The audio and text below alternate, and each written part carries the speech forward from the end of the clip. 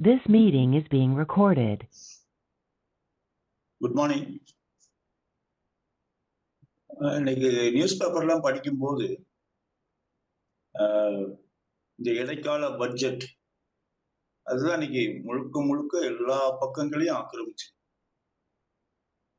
அப்ப பொதுவா நம்ம வகுப்புகள் எடுக்க போகும்போது மாணவர்கள்ட்ட இருந்து ஒரு கேள்வி பொதுவா வரும். அன்னைக்கு செய்தியை படிச்சோம் அப்படின்னு சொன்னா அந்த செய்தி தொடர்பாக சட்ட ரீதியான அம்சங்கள் என்ன அப்படிங்கிற ஒரு கேள்வி பொதுவாக அவங்க மனசுல வரும்.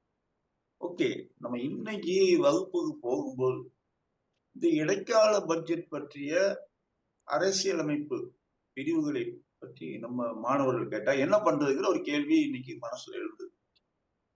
அதனால ஒரு சின்னதா தேடி பார்க்க உண்மையிலேயே ஒரு பக்கம் ஒரு அதிர்ச்சி நமக்கு என்ன அப்படின்னு சொன்னா, இடைக்கால பட்ஜெட் அப்படிங்கிறதுக்கு அரசியலமைப்பு ரீதியாக எந்த விதமான வசதியும் கிடையாது. அப்ப இடைக்கால பட்ஜெட்டும் ஒண்ணு இல்லை. ஆச்சரியமா இருந்தது.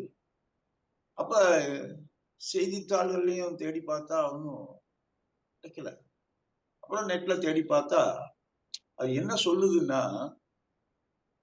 அரசியலமைப்பு சட்டத்துல பிரிவு 112 112 என்ன சொல்லுது அப்படின்னு சொன்னா, அதுதான் பட்ஜெட் பத்தி சொல்லுது.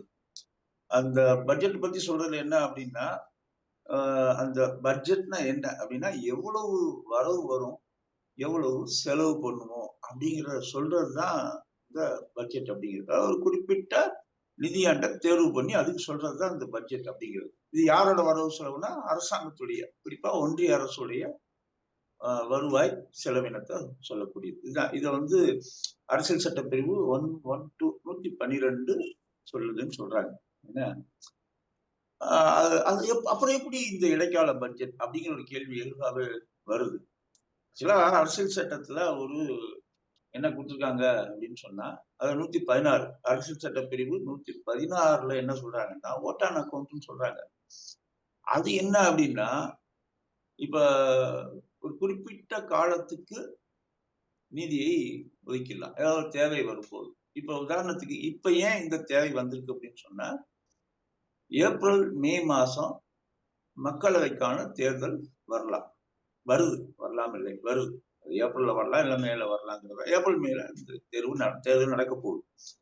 அப்ப ஏன்னா மார்ச்சோட நிதியாண்டு முடியுது, ஏப்ரல் மே மாசத்துக்கான அந்த செலவினத்துக்கு என்ன பண்றது?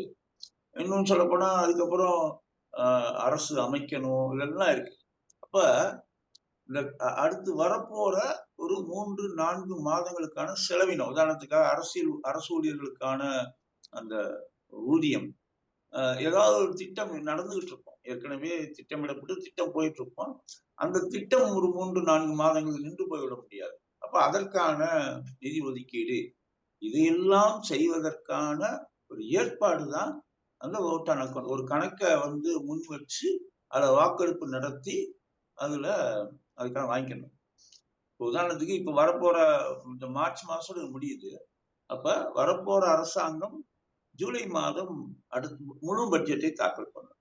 அப்ப அந்த முழு பட்ஜெட் தாக்கல் பண்ணுவது வரைக்கும் ஏப்ரல் மே ஜூன் ஜூலை 4 மாதங்களுக்கான செலவுக்கான ஒரு இந்த வாக்கெடுப்பு தான், கணக்கை முன் வச்சு வாக்கெடுப்பு தான் இப்ப நடந்திருக்கக்கூடிய இந்த இடைக்கால பட்ஜெட் அப்படிங்கிறது.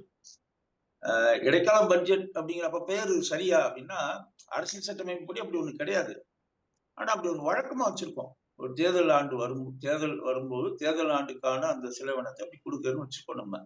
இது ஆனா இன்னொன்னு என்னன்னா, அந்த ஓட் ஆன் அக்கௌண்ட் சொல்றோம்ல, அந்த 4 மாதத்துக்காக செலவினம் அப்படிங்கிற போது அரசியல் சட்டப்படி அந்த செலவுகளுக்கு நிதி ஒதுக்குறதுங்கிறது தான் அல்ல. அப்ப அதை தாண்டக்கூடாது. அப்ப நம்ம எதிர்பார்க்கவும் கூடாது, அது வேற. இப்ப சில இப்போ என்ன சொல்றது, உதாரணத்துக்கு 100 நாள் வேலை திட்டம் அப்படின்னா 86,000 கோடி ஒதுக்கி இருக்கிறதா இதுல அறிவிப்பு வருது போல. 10,000 கோடிங்கிறது கடந்த ஆண்டையோட குறைவு என்பதெல்லாம் ஒரு பக்கம். ஆனா முதல்ல அப்படி ஒரு ஒதுக்கீடு செய்ய முடியுமா அப்படின்னு கேட்டா, இந்த இடைக்கால பட்ஜெட்ல அது செய்ய முடியாது அப்படிங்கிறது வெறும் ஓட் ஆன் அக்கௌண்ட். பட்ஜெட்னாலே அதுல அறிவிப்புகள் வரும். அதுல புதிய திட்டங்கள கொண்டு வர முடியும். அதெல்லாம் இருக்கு. இப்ப இதுல கொண்டு வர முடியாதுங்கிறது தான். இன்னொன்னு ஒரு 4 மாதங்களுக்கான செலவினங்களை பற்றி பேசக்கூடிய ஒரு கணக்கு, நான் வந்து 1 வருஷத்துக்கு இவ்வளவு செய்வேன், 1 வருஷத்துக்கு இவ்வளவு நடக்கும், இவ்வளவு வந்தே பாரத் ரயில்கள், இவ்வளவு ஸ்மார்ட் சிட்டி என்றெல்லாம் செய்ய முடியாது. செய்யக்கூடாது. ஆனா ஒரு வழக்கம் என்ற முறையில சட்டத்துக்கு வெளியே நின்று பேசக்கூடியதா மாறி இருக்கு. அதுதான் இன்னைக்கு நடந்திருக்குது. குறிப்பா அ தேர்வுக்கு படிக்கிறவங்க இந்த செய்திய படிக்கும்போது கொஞ்சம் உன்னிப்பா கவனிச்சு படிங்க. இந்த அரசியல் சட்ட பிரிவு 1, 1, 2 112ம், அரசியல் சட்ட பிரிவு 116ம் முக்கியமானது. அது நல்லா படிங்க நீங்க. இதுல ஒரு முக்கியமான விஷயம் என்ன அப்படின்னு சொன்னா, அந்த சட்ட விதிகள் படி இந்த வோட் ஆன் அக்கவுண்ட் இந்த கணக்க முன் வச்சு வாக்கெடுப்பு நடத்துறதுல ஒருவேளை எம்பிக்கள் ஏத்துக்கல அப்படின்னு சொன்னா, அரசு தன்னுடைய பொறுப்பில் இருந்து விலக வேண்டும் அப்படிங்கிற சட்டப்பிரிவு இதுல இருக்கு. ஏன்னா நீங்க வந்து படிச்சுக்கணும். இந்த மாதிரியான விஷயங்கள் வர்றது நல்லதுதான் நமக்கு.